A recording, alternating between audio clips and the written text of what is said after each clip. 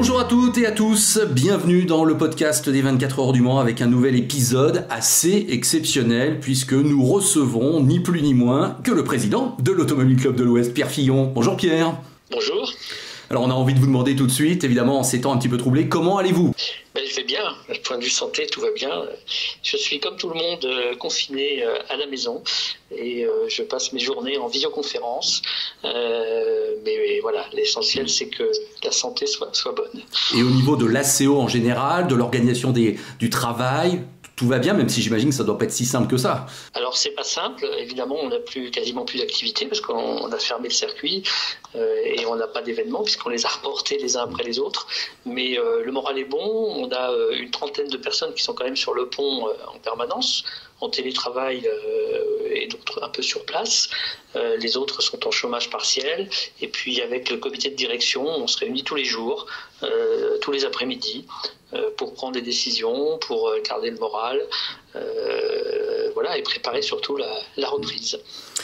Alors Pierre, vous vous doutez bien que vous étiez un invité à la fois évident et attendu à ce micro pour ce podcast des 24 heures du Mans. Vous avez donc accepté que notre discussion aujourd'hui soit assez finalement personnel. Vous avez accepté de nous livrer quelques confidences peut-être sur votre enfance ou votre rapport vraiment aux 24 heures du Mans. On va peut-être même en découvrir un petit peu plus sur l'homme derrière, le président. Vous êtes d'accord de jouer ce jeu de la vérité, entre guillemets ? Avec plaisir, allons-y. Votre grand-père, alors que vous étiez enfant, vous a fait découvrir les 24 heures du Mans. Effectivement, j'avais un grand-père, donc le père de ma mère, qui habitait Le Mans, qui était né en 1900 et qui a finalement vécu toute la naissance de l'automobile et la naissance de l'ACO. C'était un des premiers membres de l'Automobile Club de l'Ouest. Il était passionné par ces voitures qui apparaissaient. C'était vraiment le début de l'ère de l'automobile.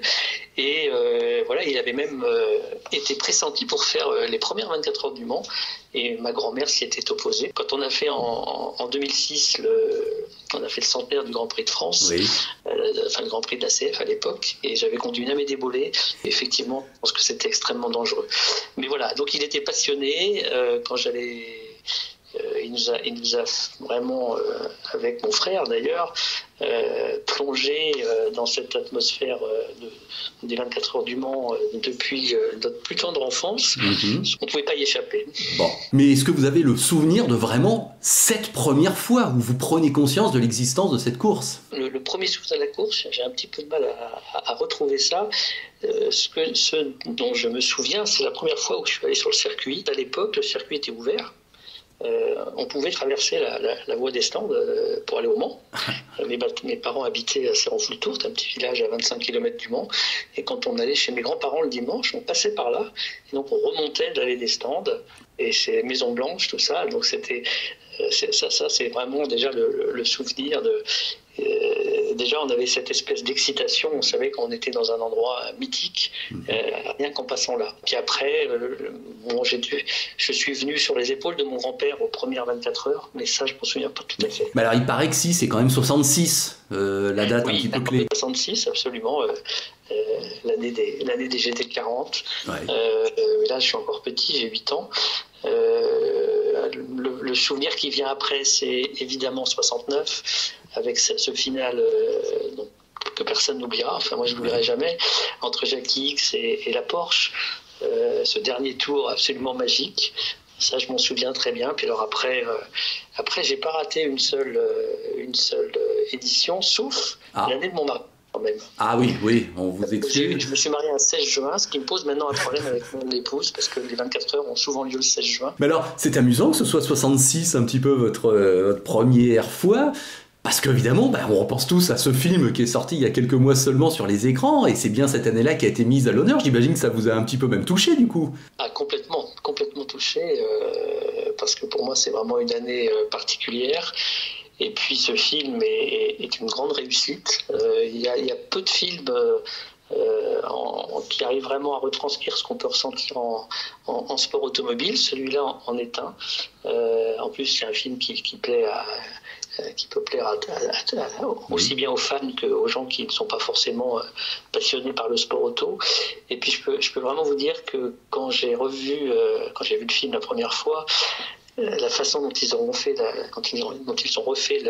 la voie des stands, c'est absolument formidable. J'ai pleuré, vraiment, j'ai eu la larme à l'œil. Quand vous avez comme ça environ 10 ans, et que vous me parlez de la fin de ces années 60 ou tout début des années 70, qu'est-ce qui vous vient à l'esprit? Et à l'époque, qu'est-ce qui vous impressionnait? C'était la vitesse, le bruit, l'ambiance, les voitures, les pilotes? C'était quoi exactement? C'était l'ensemble un peu de tout ce que vous venez d'énumérer. Il faut savoir que les 24 heures du Mans, c'était une fois par an.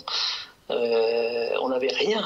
Il n'y avait rien d'autre en sport automobile, donc c'était vraiment un événement qu'on attendait avec une impatience à peine cachée. Après, il y avait une ambiance particulière. On n'avait pas d'école, nous, le samedi. Et moi, je me souviens on sentait l'ambiance qui montait. Il y avait des embouteillages monstrueux. Le village où j'habitais était entre Nantes sur la route qui allait de Nantes au Mans, et les bouchons commençaient à 25 km du Mans. Donc dans le petit village où j'étais, c'était déjà l'effervescence avec les voitures qui étaient quasiment arrêtées, et il y avait des voitures, des Ferrari, etc. Enfin bon, donc il y avait déjà, on sentait qu'il se passait quelque chose. Oui. Et puis après, oui, j'ai toujours été impressionné par la vitesse, certainement, ce bruit magique de ces moteurs, cette ambiance exceptionnelle qu'il y a aux 24 heures, tous ces gens, les mécaniciens, les ingénieurs, l'osmose qu'il y a avec les spectateurs. Il y a vraiment une communion. Et puis tout ce qu'il y a autour de la course, parce que moi j'ai des souvenirs de fêtes foraines, des souvenirs de camping, voilà, donc toute cette ambiance qui est incomparable et qu'on retrouve nulle part ailleurs. Et je me souviens que quand les 24 heures du Mans se terminaient, j'ai détesté l'arrivée d'ailleurs à cause de ça. Et on savait qu'il fallait attendre 1 an avant que ça recommence, et c'était la déprime totale.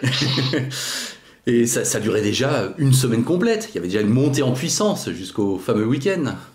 Oui, mais alors pour le coup, moi je n'allais pas beaucoup au pesage et tout ça. J'étais vraiment. D'abord, on avait de l'école toute cette semaine-là. Et donc pour moi, ça commençait vraiment le samedi matin. Alors après, j'étais scout. Alors oui, je voulais vous en parler parce que j'ai lu que vous aviez eu même une activité. Alors voilà, et là c'est là où j'ai vraiment découvert le Mans, toutes les coulisses du Mans, et si déjà j'étais passionné, là c'était absolument formidable, parce que à l'époque, quand on était scout, on travaillait 3 heures. Et on avait 3 heures de temps libre, et on avait un pass avec notre pass, notre petit médaillon de scout. On pouvait aller partout, mais quand je dis partout, c'est vraiment partout. Rien ne nous était interdit. Et donc, on bossait 3 heures, et après, on pouvait aller, je me souviens être allé derrière les rails dans la ligne droite des Noudières. Mais attendez, vous étiez incorporé à l'organisation, ou vous étiez juste visiteur, si j'ose dire? Incorporé à toute l'organisation. Donc, on était en camping. À l'époque, le camping on campait là où il y a le parking 2, le P2 aujourd'hui. Et on arrivait le samedi matin à 6h. On repartait le dimanche soir à 18h, 19h. Et alors on avait des missions qui étaient différentes. Une année, je distribuais les feuilles de temps. Donc je distribuais les feuilles de temps dans toutes les loges et dans tous les espaces VIP, la direction de course, etc. Donc c'est comme ça que j'ai découvert un peu tout ça. Et puis j'ai eu la chance, une année incroyable d'ailleurs, de me retrouver avec le speaker Jean-Charles Laurent. J'étais à côté de lui et mon rôle était de reconnaître les casques des pilotes pour savoir qui reprenait le volant. En sortant des stands, vous voulez dire? Vous les identifiez dans les stands, c'est ça? Ouais. Voilà, il fallait les identifier, et c'est moi qui lui disais, voilà, c'est avec la couleur des casques, on avait. Et bien sûr, tous les pilotes venaient voir Jean-Charles Laurent, que tout le monde adorait. J'ai rencontré, évidemment, eux ne s'en souviennent pas, mais moi je m'en souviens bien, les Jackie X, les Henri Pescarolo, les Rodriguez et compagnie. Donc c'était une année absolument formidable. Vous aviez quand même la possibilité de côtoyer ces pilotes, vous pouviez les approcher un petit peu quand même? Ah oui. Et puis après, moi, j'ai passé des nuits, les 3 heures de nuit où j'étais libre, plutôt 6 heures, 2 fois 3 heures, dans les stands. Et j'ai un souvenir incroyable. C'est là où j'ai pris conscience que c'était vraiment un sport, et qu'il y avait une adrénaline chez les pilotes qu'on ne voit pas forcément. On voit un peu au départ, ils sont concentrés, etc. Mais une nuit dans un stand, et il y a une voiture qui s'arrête. C'était un gentleman driver, je me souviens plus qui c'était, et tous les mécanos se précipitent sur la voiture pour faire le plein, etc. Mais personne ne s'occupe du pilote. Et il me jette une bouteille d'eau. Je me retrouve avec une bouteille d'eau et je vois bien qu'il me demande d'aller la remplir. Et je suis allé lui remplir la bouteille d'eau. Et vraiment, quand je lui ai redonné la bouteille, ça sentait l'adrénaline. Vous voyez, on sentait quelqu'un qui était dans l'effort, il était tout en sueur et tout. Et c'était un moment extraordinaire. Et cette ambiance de nuit, vous l'aimiez vous essayez de rester debout, oui. J'adore. Un des moments que je préfère, c'est vraiment la tombée de la nuit. Passage. On est au mois de juin et il faisait un temps, souvent il fait très beau quand même, donc il y a ces premières nuits d'été en plus qui arrivent là, et ce passage dans la nuit, les phares qui s'allument, cette ronde qui s'est installée, cette ambiance qu'il y a tout autour, oui, j'adore. En plus j'ai eu la joie de faire le Mans Classique et là j'ai piloté de nuit et là j'ai vraiment compris ce que c'était. Est-ce que vous vous souvenez quand vous avez vous-même en tant que pilote fait pour la première fois le tour du grand circuit des 24 heures du Mans? Alors dans une voiture, je dirais de tourisme, c'était dans les années 90, mais ça j'avais fait un tour avant la course. Mais mon premier tour de circuit en voiture de course, c'est le Mans Classique en 2004, dans une Chevron B8. Et là, j'ai quitté les stands, je suis passé sous le Dunlop, comme on faisait souvent sur le Bugatti, parce que je connaissais bien le Bugatti. Et puis, après la Chapelle, j'ai pas pris la même route que d'habitude. Et là, je me suis fait doubler par une GT40, par une 917. Je me suis demandé où j'étais. Et là, j'ai réalisé, donc tu n'es pas dans un jeu vidéo, c'est la réalité. Et puis là, j'ai entamé la ligne droite d'une Audière. C'était un moment extraordinaire aussi. Est-ce que vous faites partie de ceux qui regrettent un petit peu que les une Audière ne soient plus comme elles ont pu l'être à l'époque, à une certaine époque en tout cas? Non, je dirais pas ça. Alors c'est vrai que c'était fabuleux. Ligne droite qui faisait 7 km, c'était sur le plan technique et sur le plan du pilotage, il fallait quand même être sacrément... comment dirais-je, pas mettre de culot pour être à 380 pendant 7 km dans des voitures qui, quand on sait qu'un avion décolle beaucoup moins vite que ça. Donc, d'un point de vue technique et humain, c'était une vraie prouesse. Après, les deux chicanes au milieu de la ligne droite, pour piloter, c'est quand même assez sympa. D'ailleurs, la première chicane, c'est un endroit où on arrive extrêmement vite. Quand on arrive à emmener les freins jusqu'au point de corde, c'est un vrai régal. Pierre Fillon, le président de l'Automobile Club de l'Ouest, toujours notre invité donc au micro du podcast des 24 heures du Mans. Pierre, on va revenir un petit peu sur votre jeunesse où vous êtes associé, vous nous l'avez expliqué, en tant que scout à la tenue même des 24 heures du Mans.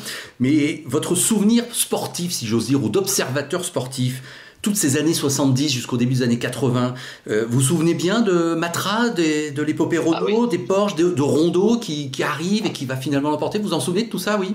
Ah oui, je me souviens très très bien. Vous savez, il y a une année où j'aurais pas dû aller aux 24 heures du Mans, c'était en 77, parce que je passais mon concours de médecine, et c'était un peu chaud. Oui. Et j'avais des examens le jeudi, le vendredi, et le lundi et le mardi.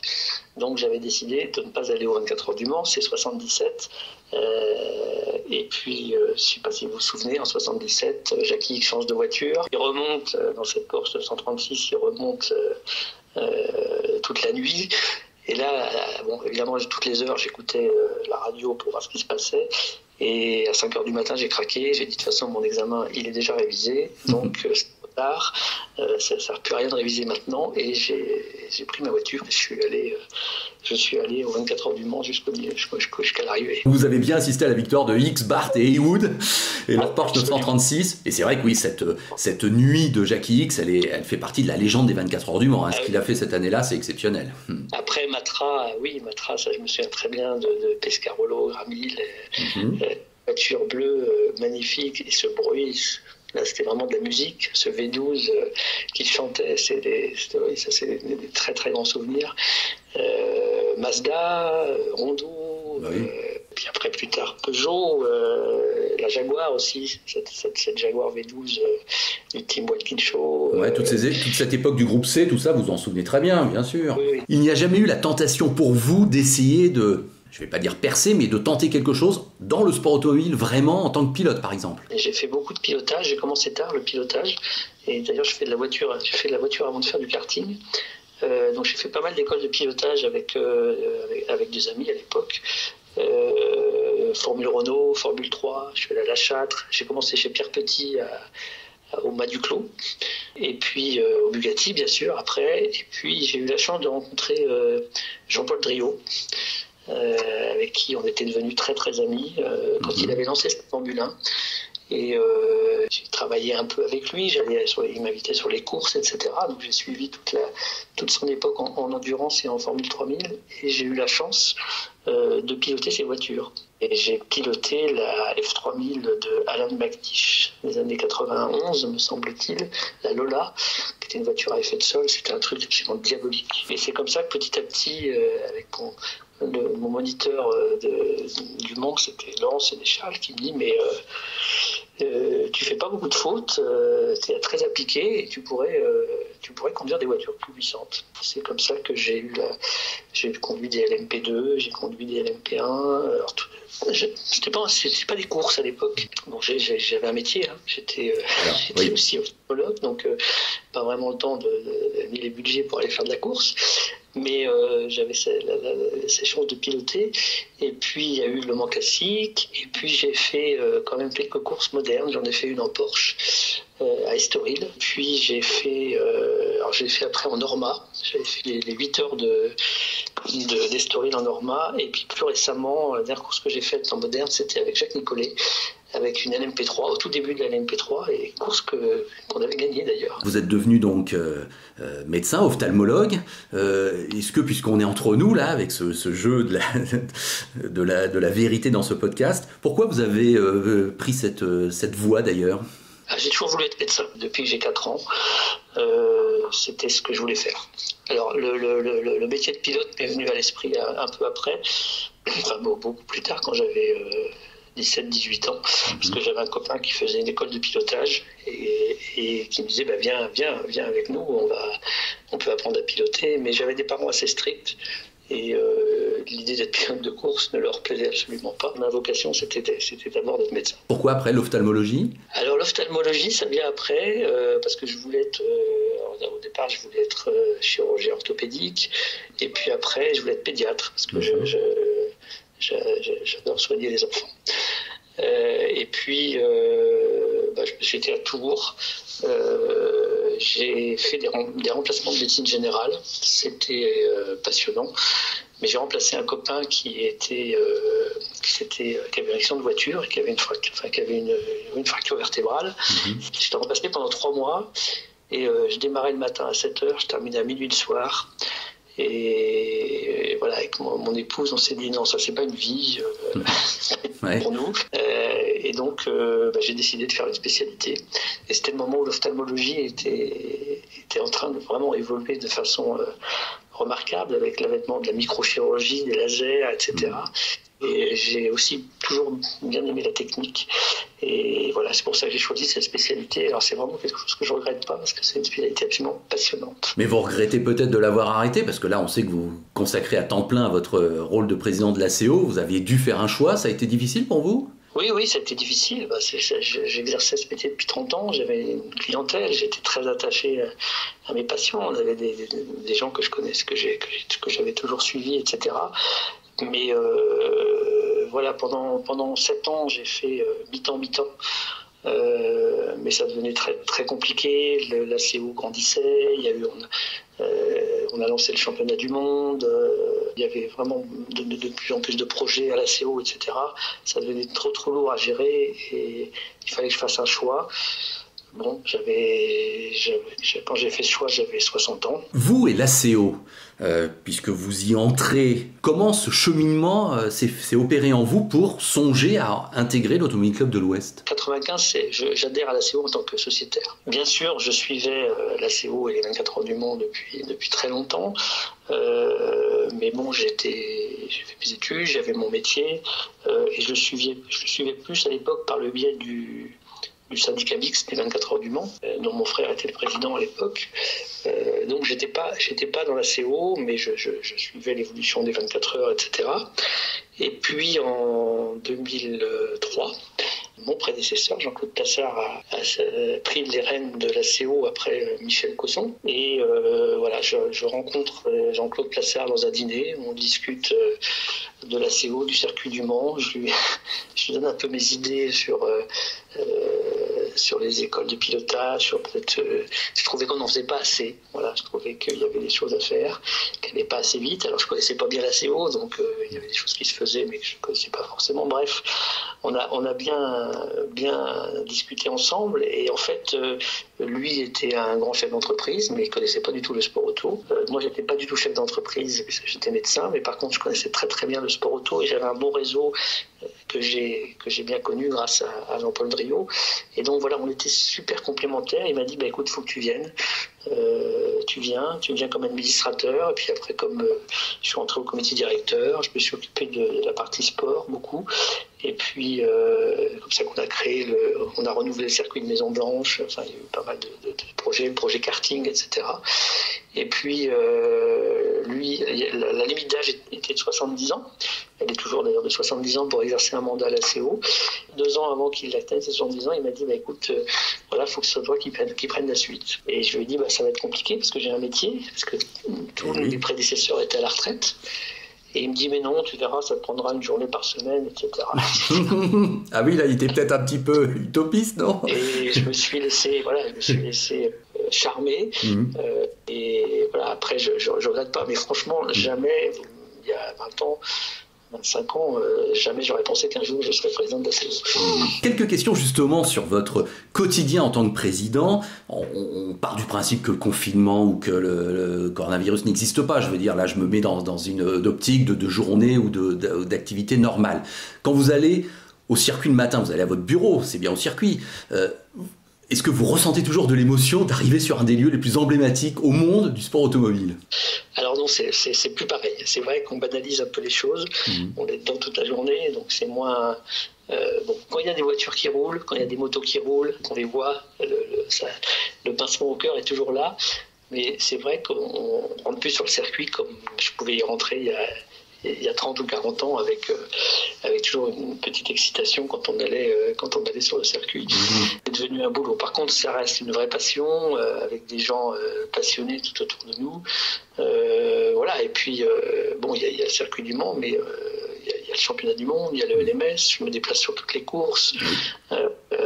Voilà, donc ça reste avant tout une passion quand même. Et est-ce que vous vous impliquez beaucoup, ça a l'air d'être le cas, mais est-ce que ça correspond à une volonté vraiment de votre part de vous impliquer dans cet aspect sportif, réglementation, évolution des règlements, concurrents vous semblez être un président assez actif à ce niveau-là, ou en tout cas ça l'intéresse vraiment de suivre cet aspect sportif, c'est vrai donc? Oui, c'est vrai. Bon, d'abord, j'aime pas faire les choses à moitié. Et à partir du moment où on passe de l'autre côté, on a décidé de passer de l'autre côté, donc côté organisation, régulateur, etc. Voilà, je me consacre à ça à 100%. Après, j'ai toujours adoré la technique. Donc les règlements techniques, c'est quelque chose qui me passionne vraiment. J'ai eu la chance de pouvoir participer à l'aventure et à l'élaboration du règlement de l'hybride, qui était quelque chose d'exceptionnel. On a fait quand même, avec ces Porsche 919, ces Audi et ces Toyota, sans doute les voitures de course les plus sophistiquées qui ont existé. Donc c'était absolument passionnant. Après, j'ai rencontré en élaborant ces règlements, en consultant ces constructeurs, en consultant la fédération, j'ai rencontré des gens formidables, des Wolfgang Ulrich, Jean Todt pour le côté FIA, les pilotes. Voilà, c'est un milieu que j'adorais, et en plus des gens extrêmement intéressants qui vous donnent une vision une vision du monde absolument passionnante. Voilà. Pendant un week-end normal des 24 heures du Mans, est-ce que vous arrivez à vous détendre? Alors c'est compliqué. C'est vrai que d'abord ça passe extrêmement vite. J'ai un emploi du temps épouvantable. Puisqu'en fait on multiplie les rendez-vous, il faut recevoir les invités, il y a les cérémonies, etc. Ça reste voilà, ça reste sympathique, mais on n'est pas du tout. Il y a un stress. Hein, il faut que tout se passe bien, il faut que ça parte à l'heure. Il y a quand même une ville de 250 000 habitants au moment des 24 heures du Mans. Donc il y a forcément du stress, la course, etc. Donc voilà, il y a un moment sympathique quand même qu'on arrive à se... Il y en a deux. Il y en a un qui est devenu quasiment une tradition. C'est vers 1h du matin. On va... et là, j'ai eu la chance d'emmener Wolfgang Ulrich ou même nos invités, nos starters. Donc, alors, anciennement, le poste 89, ça s'appelle plus comme ça, mais c'est le poste de commissaire qui est juste avant Indianapolis. À 2h du matin, c'est un endroit absolument fabuleux. D'abord, c'est un plaisir de voir les commissaires. Et puis, voilà, c'est un petit moment de détente. Il y en a un autre que j'ai initié, parce qu'avant, on n'avait pas le circuit dans la nuit de mercredi à jeudi, mais maintenant, on le garde fermé. Et donc le circuit est libre la nuit. Et donc j'ai instauré un petit jogging le matin à 6h avec quelques pilotes et quelques VIP. Et on fait le tour du circuit en courant. Et Wolfgang Ulrich nous a suivis en vélo. Et j'ai fait surtout avec Tom Christensen. Et un Tom Christensen qui m'a expliqué, qui connaissait chaque millimètre de goudron par cœur. Et tout en courant, m'a expliqué où est-ce qu'il freinait, ce qu'il fallait pas faire. Donc il m'a appris un truc très intéressant. Il me dit, tu sais pourquoi toutes les voitures sortent, enfin beaucoup de gens sortent à Arnage. Non, je lui dis non, parce que les gens arrivent, tu arrives à Indianapolis, tu arrives très fort, tu freines très fort, tu passes Indianapolis, et là tout le monde ne pense qu'à relancer la voiture au maximum pour aller à Arnage, sauf que les freins ils sont toujours chauds et ça ne freine pas. C'est les deux moments où on peut, voilà, parce que tout le reste c'est vraiment, voilà, on fait relations publiques, etc., etc. Et du coup, quand c'est l'arrivée, vous êtes un peu soulagé alors, forcément un peu. Oui. Oui, alors pour le coup, maintenant j'aime bien l'arrivée. L'arrivée est un moment sympathique pour nous parce qu'après l'arrivée, je reçois l'ensemble du personnel, alors pas tous malheureusement, parce qu'il y en a qui travaillent encore, mais vers 4h, 4h30, les officiels, le personnel, je les reçois tous dans mon salon. On ouvre une bouteille de champagne, enfin quelques bouteilles, et on fête ces 24 heures. Et là, il y a toujours des mots, il y a beaucoup d'émotions, et il y a toujours des mots formidables du grand Marshall. Il y a eu Jackie Hicks ou de Wolfgang Ulrich, où on parle vraiment de team, d'esprit d'équipe, enfin vraiment le côté humain. Et puis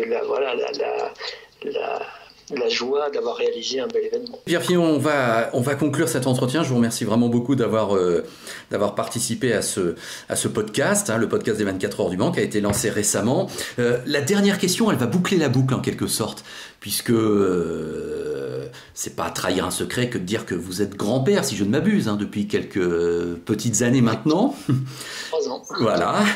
Est-ce que donc, vous imaginez jouer peut-être le même rôle que votre propre grand-père avait joué vis-à-vis de vous, vis-à-vis donc de votre petit-fils ou de vos petits-enfants à venir? Alors écoutez, j'avais effectivement l'intention de lui donner le goût de l'automobile, mais j'avais prévu ça un peu plus tard, mais il m'a devancé en fait, parce qu'il passe beaucoup de temps à la maison. J'ai beaucoup de livres de moto et d'auto, et en fait il adore l'auto, il adore la moto, il connaît, il sait pas lire, mais il reconnaît le numéro 46 de Valentino Rossi, par exemple. Il connaît le sigle Porsche, Toyota, il parle des 24 heures du Mans. En ce moment, il est confiné, donc je le vois pas, mais je sais qu'il construit le matin, il construit des circuits avec son père, et il construit le module sportif, il fait mon bureau, enfin, donc il est déjà tombé dedans, en fait. Bon. Et c'est un vrai plaisir. Après, on l'a emmené au musée, il avait 2 ans. Alors moi j'étais pas là, mais c'était ma femme qui l'a emmené avec ma fille. Et il y avait Fabrice Bourrigaud qui était là et qui l'a mis au volant d'un certain nombre de belles voitures. Merci beaucoup Pierre d'avoir été notre invité. On a appris pas mal de choses vous concernant. C'est sympa d'avoir joué le jeu. On se donne rendez-vous dans quelques semaines. C'est pas grave en soi si les 24 heures du Mans 2020 ont lieu en septembre. C'est comme ça. Ça aura été sous votre mandature, si j'ose dire, mais quelque part, il n'y avait pas le choix. Alors, il y n'y avait pas le choix. Et 2, je pense que ça sera de belles 24 heures, ça sera différent, on va faire quelque chose de différent, de nouveau. Donc voilà, ça sera une autre aventure et je pense que ça sera aussi très réussi. Et ben ça sera le mot de la fin. Merci Pierre Fillon, merci beaucoup. Merci à vous.